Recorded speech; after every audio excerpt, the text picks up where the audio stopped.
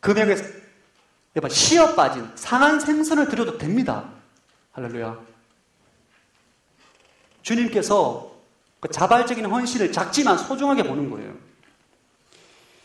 최일도 목사님께서 운영하는 다일 공동체가 있는데 이 다일 공동체가 운영하는 병원 중에 천사병원이라는 병원이 있습니다. 이 병원은 일반 병원이 문턱이 너무 높아서 가지 못하는 사람들을 위한 병원이에요. 아마 여러분도 잘 모를 겁니다. 노숙자, 그 다음에 외국인 노동자, 의료보험이 안 되는 사람들, 그 사람들이 가는 병원인데 무료로 진료받고 치료받는 병원이에요. 이 병원이 세워지게 된 시발점이 감동입니다. 이 병원이 세워지게 된 시발점이 1993년도에 청량리 588에서 일하시던 율락 여성 포주 아주머니들이 모아서 낸 성금 47만 5천 원. 이 헌금으로 인해서, 성금으로 인해서 천사병원이 세워지게 돼요. 그리고 예수님께 상한 생선을 드렸지만 예수님께서 그것을 통해서 사람이 맛있게 먹을 수 있는 오병이어의 기적을 일으켰던 것처럼 아무도 환영하지 않는, 아무도 원하지 않는 성금, 직업 여성들의 성금을 주님께서 천사병원이라는 아주 귀한 병원으로 만드신 거죠. 하나님은, 예수님은 우리의 헌신의 양과 질을 따지는 게 아니에요. 자발적인 헌신, 기쁨으로 드리는 헌신을 기뻐하신다는 거예요. 제 아는 친구 가운데 이런 친구가 있어요. 항상 그 친구가 말할 때마다 제가 안타까운 마음이 있는데 자신은 5년에 큰 배를 사가지고 큰 배를 타고 열방을 돌아다니면서 어려운 사람들 돕겠다는 거예요. 그 친구의 꿈이에요. 제가 늘 이렇게 말합니다. 지금 해라, 지금. 나중에 큰 배 하지 말고 지금 해라, 지금. 그런 말합니다. 아, 지금은 형편이 좀 부족하고, 애도 분유 사먹여야 되고, 장난감도 사줘야 되고, 바쁘다는 거예요. 돈도 별로 없다는 거예요. 헌신은 언제 하는가? 오병이어의 기적이 언제 동참할 수 있는가? 지금 드리, 지금. 지금 드리고, 지금 헌신하고, 지금 주님께 내 것을 드릴 때에 나중에도 드릴 수 있는 거예요. 여러분, 청년의 때에 주님 앞에 무엇인가 드리는 것에 있어서 주저하지 마십시오. 저는 제 진심입니다. 청년의 때에, 여러분 청년이잖아요. 청년의 때 하나님께 내 시간을 드리고 물질을 드리고 무엇인가를 드리는 것에 주저하고 아까운 인생, 너무너무 불쌍한 인생이에요. 여러분 청년의 때에 하나님께 헌신하지 못하면 여러분 결혼하고 난 다음에 절대 헌신 못합니다. 제가 예언할게요.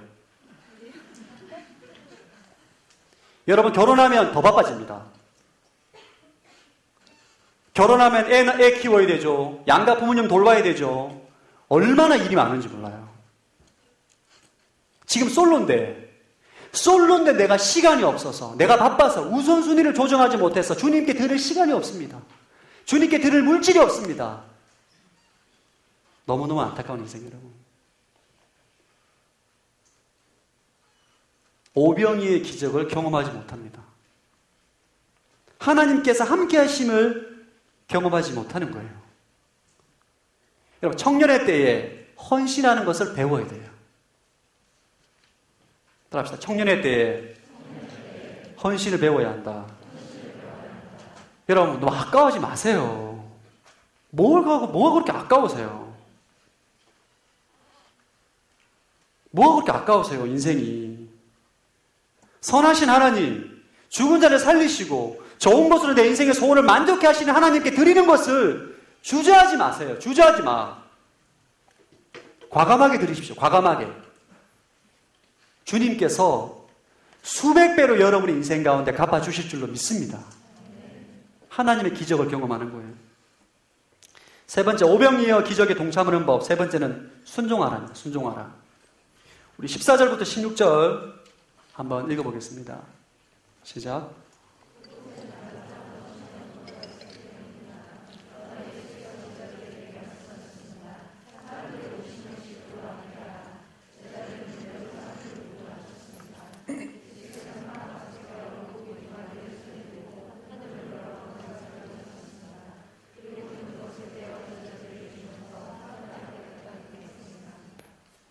예수님께서 오병이어 기적을 일으키는데 먼저 제자들에게 50명씩 둘러앉게 하라 말씀하십니다. 그래서 10,000명에 가까운 사람들을 50명씩 조를 짜는 거죠. 한 200개 조 정도로.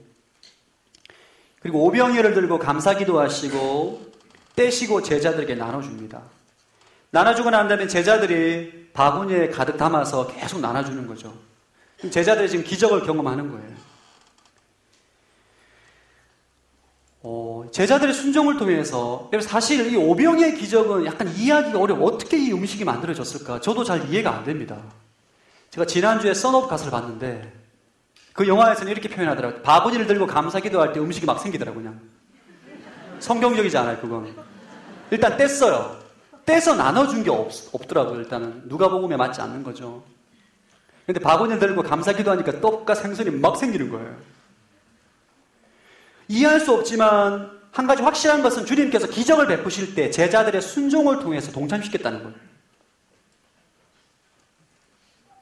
저를 한번 따라가. 순종은 기적을 낳는다. 하나님의 기적은 우리의 순종을 통해서 이루어집니다. 성경에 보면 수많은 사건이 하나님의 종의 순종을 통해서 하나님의 기적과 능력이 나타나는 거죠. 순종할 때 홍해가 갈라지고 요단강이 갈라지고 여리고성이 무너지는 놀라운 기적이 나타나는 거예요. 더 중요한 것은 저를 한번 따라가. 순종하는 자만이 기적의 비밀을 안다. 여러분이 하나님 말씀 앞에 순종하지 않으면 기적의 비밀을 깨닫지를 못합니다.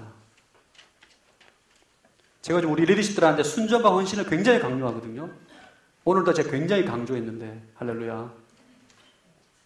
여러분, 순종하지 않는 자는 절대로 하나님의 기적의 비밀을 알지 못해요. 순종은 이해되지 않고 깨달아지지 않지만 주님 말씀에 순종했을 때에 하나님이 행하시는 초자연적인 능력을 경험하는 거예요. 오늘 본문에 보면 제자들이 오병이어가 주님의 나눔으로 나눠줬을 때 제자들이 그것을 계속 나눠주면서 양이 줄지 않는 거예요. 떡과 생선이. 신기한 거죠. 군중들은 지금 제자들이 나눠주는 떡과 생선의 출처를 전혀 몰라요. 상한 생선인지 신 보리떡인지 전혀 모릅니다. 누가 준지 모르지만 예수님께서 우리를 위해서 떡을 준비했나 보구나. 이렇게 생각할 거예요. 왜냐하면 오병이의 기적을 어떻게 이해하겠어요? 제자들이 막 나눠주니까 그냥 막 좋아서 먹고 있는 거죠. 이 오병이의 기적의 비밀을 누가 아느냐? 제자들만. 순종하는 자들만 아는 거죠. 요한복음 2장에 나오는 가나 혼인잔치가 유사합니다. 혼인식에 포도주가 다 떨어졌어요. 예수의 어머니 마리아가 예수야, 포도주가 다 떨어졌다 말을 하고 하인들에게 예수님 말씀에 순종하라고 사라집니다. 주님은 공생의 때가 아닌데 잔치집에 찬물을 끼얹을 수 없기 때문에 기적을 베푸시죠. 항아리에 물을 가득 담고 물을 퍼 날라라. 하인은 그냥 시킨 대로 했을 뿐이에요. 물을 퍼서 날랐는데 도착해 보니까 포도주로 변해 있어요. 할렐루야. 순종하는 자만이 누릴 수 있는 영적인 비밀인 겁니다. 여러분, 순종한 사람은 계속 순종하게 돼 있어요.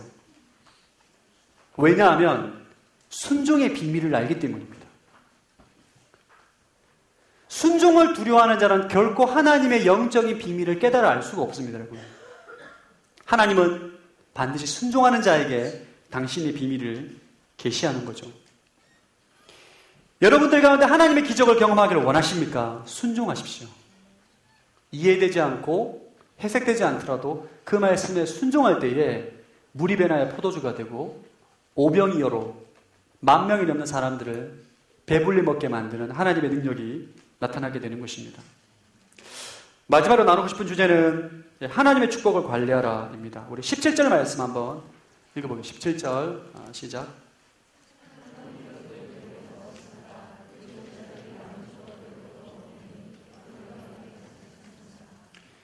사람들이 모두 배불리 먹고 남은 조각들을 거두어 보니까 12바구니에 가득 찼더라. 이게 오병이어 기적의 결론이에요. 이 남은 음식을 다 바구니에 수거한 것은 제자들이 자의로 한 게 아니라 예수님께서 명령하신 것입니다. 요한복음에 나와 있어요. 6장 12절 말씀 한번 읽어보겠습니다. 6장 12절 시작. 그들이 모두 배불리 먹은 뒤에 예수께서 제자들에게 말씀하셨습니다. 남은 것은 하나도 버리지 말고 모아두라. 예수님께서 굉장히 디테일하십니다.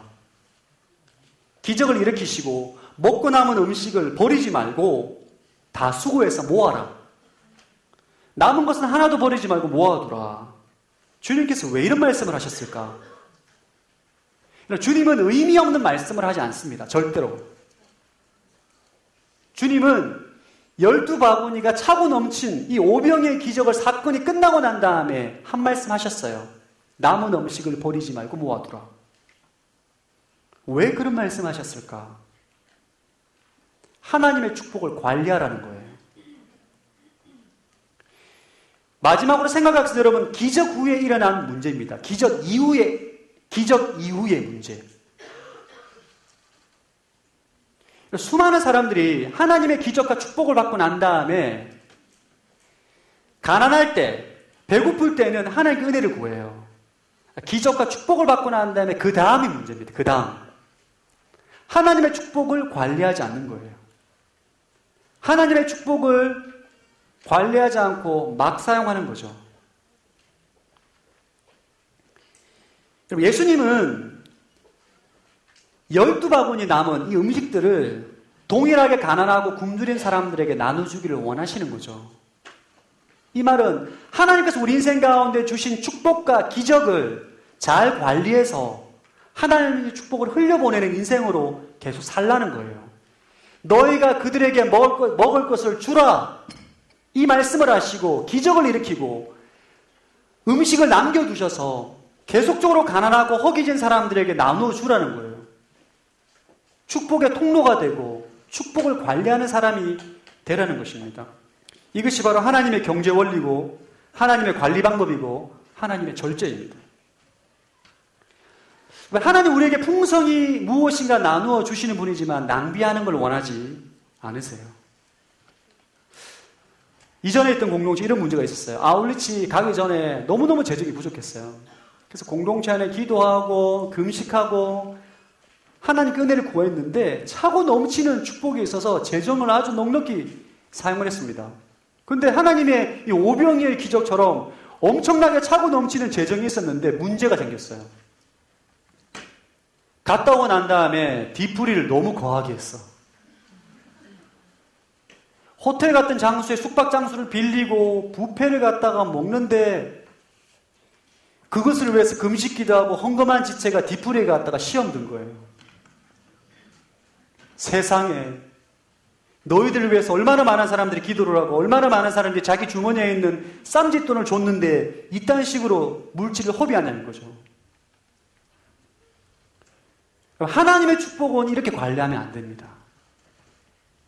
디프를 하게 된다면 아주 검소한 가격으로, 재정으로 5,000원이면 5,000원, 3,000원이면 3,000원 딱 정해서 디프를 하고 나머지 금액은 잘 모아서 동일한 사역 가운데 사역하는 사람들에게 흘려보내는 거죠. 이것이 하나님의 축복을 관리하는 하나님의 사람의 태도인 줄로 믿습니다. 여러분 이번에 여름 아울리치 하나님께서 여러분이 주시는 모든 축복을 관리하는 여러분들이 되길 바랍니다. 여러분 내 돈 가지고 내 마음대로 쓰는데 무슨 큰 소리 치냐 말하면 안 돼요. 당신이 가지고 있는 그 돈을 누가 준 겁니까? 하나님이 준 거죠. 여러분이 배고프고 힘들고 어려울 때 간절히 기도하고 은혜를 구할 때 주님께서 여러분 인생 가운데 기적을 베풀어 주시는 거죠. 여러분 수많은 하나님의 사람이 여기까지 다 잘해요. 여기까지는. 배고플 때 하나님께 은혜를 구하고 기적을 경험하고 축복을 받는 건 다 잘합니다. 문제는 그 이유가 그 이유. 하나님의 주신 축복을 관리를 하지 않는 거예요. 오늘날 한국 교회가 이 땅 가운데 드러나고 있는 문제가 다 뭡니까? 관리의 문제죠. 50년 전에 배가 고파서 절망 가운데 낙심 가운데 있을 때 수많은 하나님의 사람들이 교회에 모여서 금식하고 철야기도 했어요. 살려달라고. 주님 먹을 걸 달라고. 하나님께서 열방 가운데 흩어져 있던 수많은 선교사들을 보냈어요. 대한민국에. 병원 짓고 지금의 연세대 다 그때 선교사님들 지은 거죠. 병원, 대학, 학교, 대한민국에 하나님의 종들이 엄청나게 보내줬어요. 수백 명이 보내요. 수백 명이. 각 나라에 있는 수많은 재정이 그 선교사를 통해서 대한민국에 쏟아져 들어왔습니다. 이 사건을 통해서 오병이어의 기적, 지금과 같이 엄청나게 잘 산 나라로 변했어요. 이 기적입니다. 인류 역사 가운데 이렇게 50년 만에 잘 살게 된 나라가 없어요, 여러분. 교회가 부유해지고 재정이 많아지니까 물질 관리를 안 하는 거예요. 흥청망청 쓰고 재정 비리가 일어나고 사건이 터지고 이런 거죠. 우리가 하나님의 축복을 구하는 것뿐만 아니라 하나님의 축복을 관리할 수 있는 하나님의 사람이 되어야 돼요. 하나님 여러분에게 축복을 많이 주시지 못하는 이유는 여러분이 관리가 안 되기 때문입니다. 구약이 요셉을 본받아야 돼요. 보디발의 노예가 되면 노예로 살아가는데 복을 주시죠. 다 관리합니다. 절대 흐트러지잖아요. 지하 감옥에 가도 관리를 합니다. 흐트러지잖아요. 애굽의 총리가 되어도 하나님께서 부어주시는 엄청난 기적과 복 가운데 자신의 형들을 먹여 살리고 조카들을 먹여 살리고 애굽 백성들과 가나안 땅에 있는 수많은 사람들을 먹여 살리며 관리합니다. 그런 사람이 하나님께 축복의 통로로 쓰임받는 거예요. 그러나 솔로몬과 수많은 하나님의 사람들이 하나님의 기적을 경험하고 난 다음에 관리를 못합니다. 흥청망청 쓰고 음란해지고 타락해지고 급기야는 우상숭배까지 하는 죄를 범하게 되는 거죠. 전 여러분이 하나님의 은혜와 축복을 정말 지혜롭게 관리하는 요셉과 같은 인생이 되기를 축원합니다. 하나님께서 여러분이 그런 준비가 되면 물붓듯이 부어줄 거예요. 아마 여러분이 감당할 수 없을 만큼 부어줄 수도 있습니다. 너희가 그들에게 먹을 것을 주라. 그것을 감당하라는 거예요. 그런 삶을 살라는 거예요. 저는 W 공동체가 여의도 땅에서 요셉처럼 오늘 나왔던 제자들처럼 육적으로 영적으로 허기 가운데 있는 수많은 사람들에게 하나님의 양식을 생명의 떡을 전하고 나누어지는 그런 공동체가 되기를 소망합니다. 너무너무 감사한 거죠. 축복을 관리하고 증거하고 전하는 복된 인생으로 살아가게 되는 거죠. 그때에 하나님께서 우리 공동체가 놀라운 축복을 허락해 주실 줄로 믿습니다. 여러분들이 그러한 인생으로 사십시오. 하나님의 복이 여러분 인생 가운데 가득하게 될 줄로 믿습니다. 아멘. 우리 함께 시간 함께 찬양하시면서 주님께 기도함으로 나아가겠습니다. 한번 일어나서 한번 찬양할까요?